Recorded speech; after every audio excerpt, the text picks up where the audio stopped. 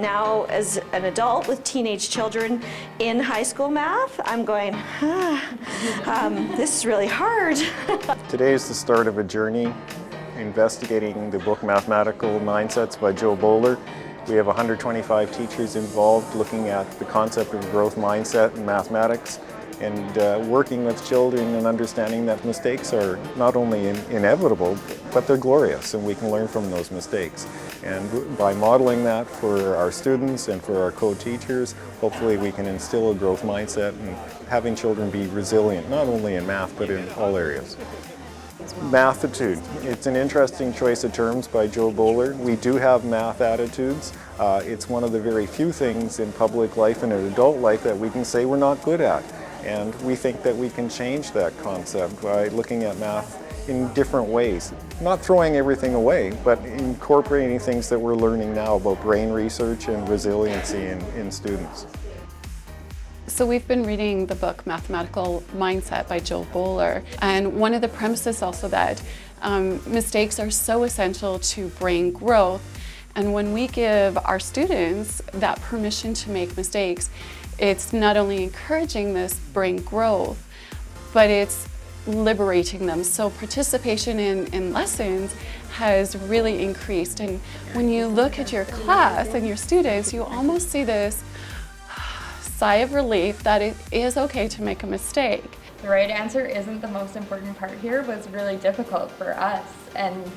And I had a student the other day who came to math class and we were doing two-digit addition and he was struggling with it and he blurts out, "I can't do this is too hard." Because I had just read this chapter and just learned that this is what your brain is doing, I use that as a teaching opportunity for these kids. And I was telling them how even when we're making mistakes and we feel frustrated and we aren't getting anywhere, our brain is actually growing through that. So I had a student come up to the board, a completely different one, come up to the board and try out this example. And she had gotten the problem wrong. And I had a student stand up and start clapping and say, "Congratulations, your brain just grew. You made a mistake, your brain grew." And it was just so encouraging for her that she took a step back, re-looked at the problem, found her mistake, fixed it, and then went back and sat down. And she was really excited about math. We have at least one teacher from every school. That includes our elementary schools, our secondary and our middle schools, and they're self-nominated. They chose to get involved, and the only requirement is that you read along with the rest of us and then you take the findings back to your staff.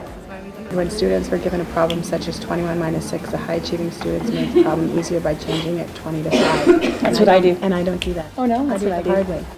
I think the most interesting thing to me was that there's a shift from this fixed mindset where we used to believe that you either had a math brain or you didn't. And I grew up believing I didn't have a math brain.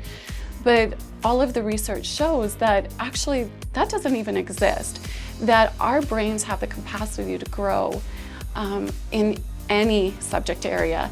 And so those children who think that they're not good at math have that ability to be good at math.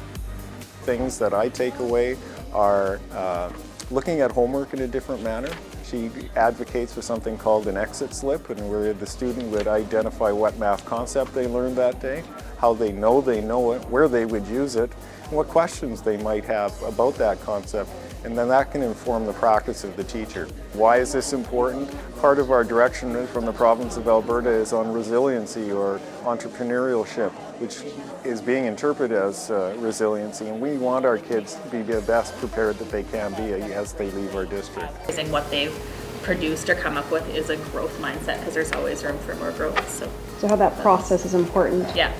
So I'm not looking for correct answers now, I'm looking for mistakes. I'm looking for the process and their learning, and I'm looking to see if they're growing and they're developing in these ideas. And it's just really changed how our math class is working, and it's giving this confidence and to all of these students, and we're seeing so much more participation in our math classes because we're reframing and we're looking at things differently.